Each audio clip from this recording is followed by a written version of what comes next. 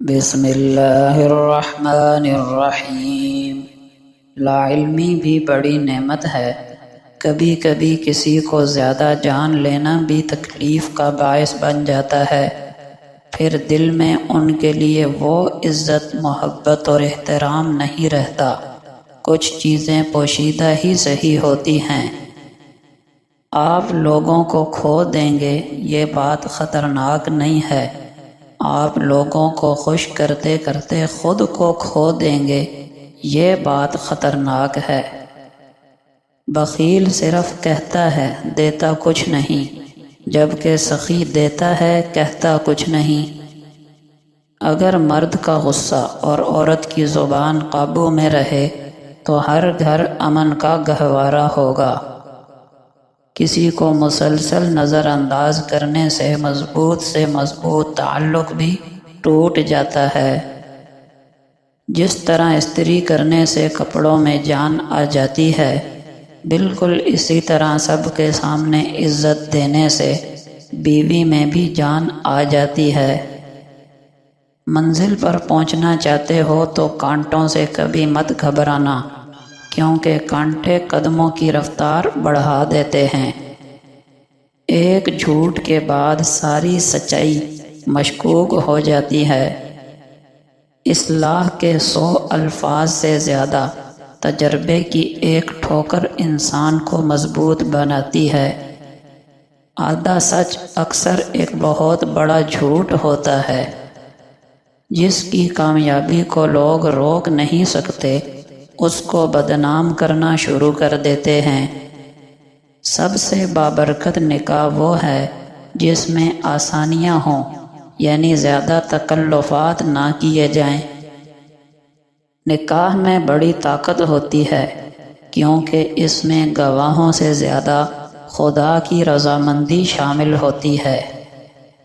5 جگہوں پر 5 چیزوں کی حفاظت کرو: محفل میں زبان کی، بازار میں آنکھ کی، نماز میں دل کی، دسترخوان پر پیٹ کی، نگاہوں میں حیا کی۔ اپنے بارے میں نہ کسی پیر سے پوچھ، نہ فقیر سے پوچھ، بس تھوڑی دیر آنکھیں بند کر اور اپنے ضمیر سے پوچھ۔ قبول کرنے سے پہلے جو مرضی تحقیق کر لیا کرو، لیکن جب قبول کر لیا تو اب نبھا جانا ہی کمال ہے۔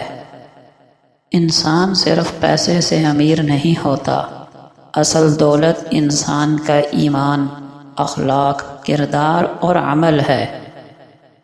رکاوٹیں تو زندہ لوگوں کے لیے ہوتی ہیں، میت کے لیے تو ہر کوئی راستہ چھوڑ دیتا ہے۔ دنیا کی سب سے مہنگی چیز بھروسہ ہے، جسے کمانے میں سالوں اور گنوانے میں صرف ایک لمحہ لگتا ہے۔ انسان کو کوئی چیز اتنا نہیں بدلتی جتنا اس کے دل پر گزری ہوئی تکلیفیں اسے بدل دیتی ہیں، اور تکلیفیں بھی وہ جو اس نے تنہا جھیلی ہوں۔ مرد کی مردانگی عورت پر ہاتھ اٹھانے میں نہیں، بلکہ اس کا ہاتھ تھامنے میں ہے۔ آپ کا کردار ہی آپ کو مرد بناتا ہے، باقی مونچھیں تو چوہے بلی کی بھی ہوتی ہیں۔ جو پاؤں تمہیں جائے نماز تک نہیں لے جا سکتے، تم کیوں خوشگواں ہو کہ وہ تمہیں جنت تک لے جائیں گے؟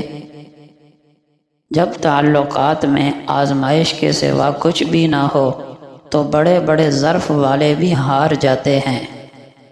اگر آپ کسی کو دھوکہ دینے میں کامیاب ہو جائیں تو اسے بے وقوف نہ سمجھیں، جان لیں کہ اس شخص نے آپ پر اس سے زیادہ بھروسہ کیا جس کے آپ حقدار تھے۔ یہ دنیا ایک بازار کی مانند ہے جو عنقریب بند ہو جائے گا۔ عقل مند وہ ہے جو اس بازار سے اپنے اصل گھر یعنی آخرت کے لیے کچھ اکٹھا کر لے۔ خدا کی عبادت، صلہ رحمی، نیکیوں کا کرنا، برائی سے بچنا، یہی اصل خریداری ہے۔ جس دن ہم یہ سمجھ جائیں گے کہ سامنے والا غلط نہیں، صرف اس کی سوچ ہم سے الگ ہے، اس دن ہماری زندگی کے بہت سے دکھ، شکوے، بدگمانیاں اور غلط فہمیاں ختم ہو جائیں گی۔ اے نماز کو چھوڑنے والے، تجھے اپنی قبر کی پہلی رات کو ہی نمازوں کی قدر معلوم ہو جائے گی، اور اس دن تیرا پچھتانا تیرے کسی کام نہ آئے گا۔ سچائی اور نیکی کا رستہ دشوار ضرور ہے، لیکن منزل بہت خوبصورت۔ برائی کا رستہ بہت آسان سہی، لیکن منزل تباہی ہے۔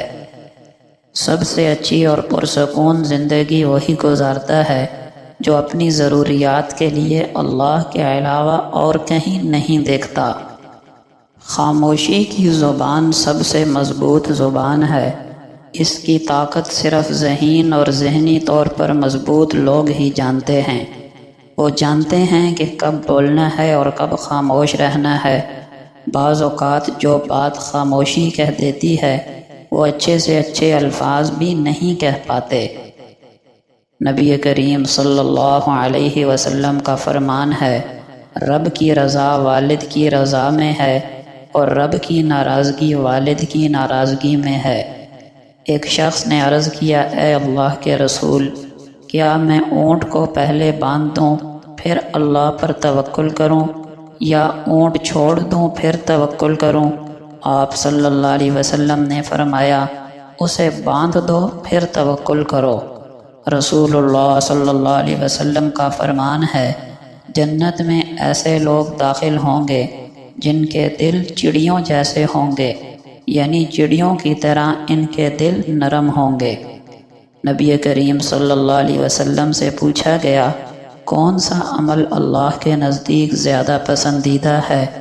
آپ صلی اللہ علیہ وسلم نے فرمایا، جس پر ہمیشگی اختیار کی جائے، خواہ وہ عمل تھوڑا ہی کیوں نہ ہو، اور فرمایا، نیک کام کرنے میں اتنی ہی تکلیف اٹھاؤ جتنی طاقت ہو۔ آپ صلی اللہ علیہ وسلم نے فرمایا، جس نے سورہ بقرہ کی آخری 2 آیتیں رات میں پڑھ لیں، وہ اسے ہر آفت سے بچانے کے لیے کافی ہو جائیں گی۔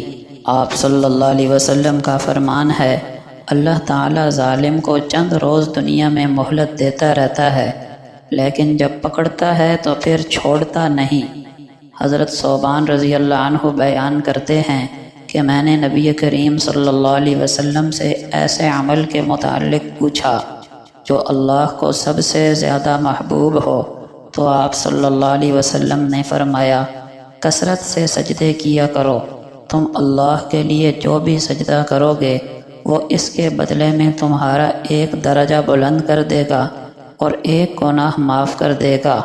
آپ صلی اللہ علیہ وسلم کا فرمان ہے، جب بندہ نماز کے لیے کھڑا ہوتا ہے تو اس کے گناہ اس کے سر اور کندھوں پر آ جاتے ہیں، پھر جب وہ رکوع یا سجدہ کرتا ہے تو گناہ نیچے گر جاتے ہیں، یعنی معاف ہو جاتے ہیں۔